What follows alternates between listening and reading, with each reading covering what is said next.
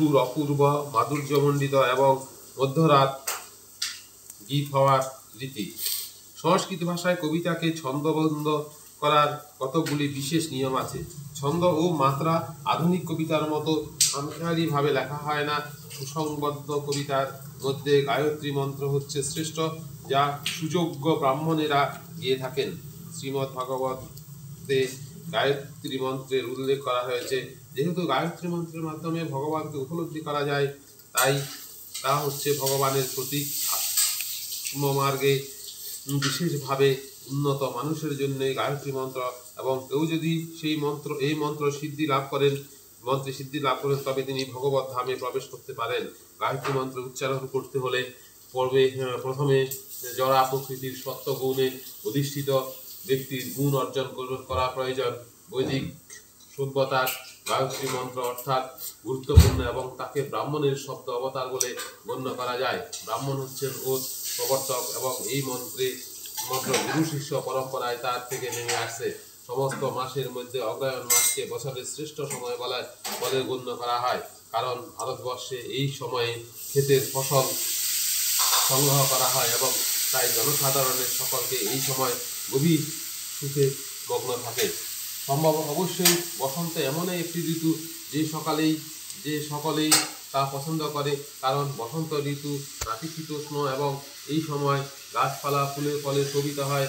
বসন্তকালে শ্রীকৃষ্ণের লীলাসমূহকে স্মরণ করে অনেক মহোৎসব উদযাপিত হয়। তাই বসন্ত ঋতুকে সর্বাপেক্ষা আনন্দ উজ্জ্বল ঋতু বলে গণ্য করা হয় এবং এই ঋতুরাজ বসন্ত হচ্ছে শ্রীকৃষ্ণের প্রতিনিধি। দ্যুতং ছলয়তা মস্মি তেজস্তেজস্মিনামহম জিওহস্মি ব্যবসায়োহস্মি তৎসত্যং সত্যবতামহম। সমস্ত ব্যঞ্জনাকারীদের মধ্যে আমি দ্রুতক্রিয়া এবং তেজস্বীদের মধ্যে আমি তেজ, আমি বিজয়, আমি উদ্দাম এবং বলবানদের মধ্যে আমি বল।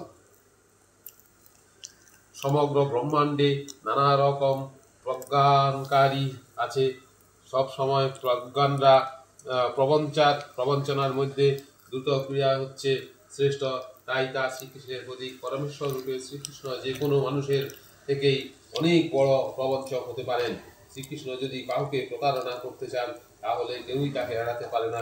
ভগবান সব ব্যাপারেই শ্রেষ্ঠ, এমনকি প্রতারণাতেও। তিনি হচ্ছেন জয়, তিনি হচ্ছেন তেজস্বীর তেজ, উদ্যমী এবং মধ্যময়াসীদের মধ্যে তিনি হচ্ছেন সর্বশ্রেষ্ঠ উদ্যমী এবং মধ্যময়াসী। দুঃসাহসীদের মধ্যে তিনি হচ্ছেন সর্বশ্রেষ্ঠ দুঃসাহসী এবং বলবানদের মধ্যে তিনি হচ্ছেন শ্রেষ্ঠ বলশালী। শ্রীকৃষ্ণ যখন এই জগতে প্রকট ছিলেন, তখন তার মতো শক্তিশালী কেউ ছিল না, এমনকি তার শৈশবেই তিনি গিরি গোবর্ধন তুলেছিলেন। তাই মতো প্রবঞ্চক কেউ ছিল না, তাই মতো তেজস্বী কেউ ছিল না, তার মতো বিজয়ী কেউ ছিল না, তার মতো উদ্যমী কেউ ছিল না এবং তার মতো বলবানও কেউ ছিল না। বৃষ্ণিনাং বাসু দেবহস্মি পাণ্ডুবানং ধনঞ্জয় মুনিনামপ্যহং ব্যাস কবিনা মুসনা কবি। ঋষিদের মধ্যে আমি বাসুদেব এবং পাণ্ডবদের মধ্যে আমি অর্জুন, মুনিদের মধ্যে আমি ব্যাস এবং কবিদের মধ্যে আমি শুক্রাচার্য। অর্থাৎ শ্রীকৃষ্ণ বলছেন তিনি হচ্ছেন আদি পরম পুরুষোত্তমের ভগবান এবং তার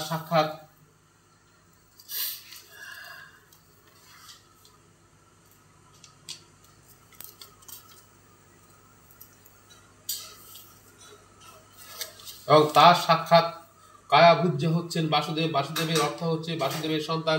শ্রীকৃষ্ণ ও বলদেব উভয়ই বাসুদেবের সন্তান রূপে অবতরণ করেন। পাণ্ডু পুত্রদের মধ্যে অর্জুন ধনঞ্জয়ের বিখ্যাত। তিনি হচ্ছেন নরশ্রেষ্ঠ, তাই তিনি শ্রীকৃষ্ণের প্রতিনিধি। বৈদিক জ্ঞানে পারদর্শী মুনি অথবা পণ্ডিত ব্যক্তিদের মধ্যে শ্রীর বাসুদেব হচ্ছেন সর্বশ্রেষ্ঠ, কারণ কলিযুগের জনসাধারণকে বৈদিক জ্ঞান দান করার মানসে তিনি বেদকে নানাভাবে ব্যাখ্যা করেছেন। বাসুদেব আবার শ্রীকৃষ্ণের অবতার, তাই তিনি শ্রীকৃষ্ণের প্রতিনিধি। কবি তাদের বলা হয় যারা যে কোনো বিষয়ে পুঙ্খানুপুঙ্খভাবে চিন্তা করতে সক্ষম।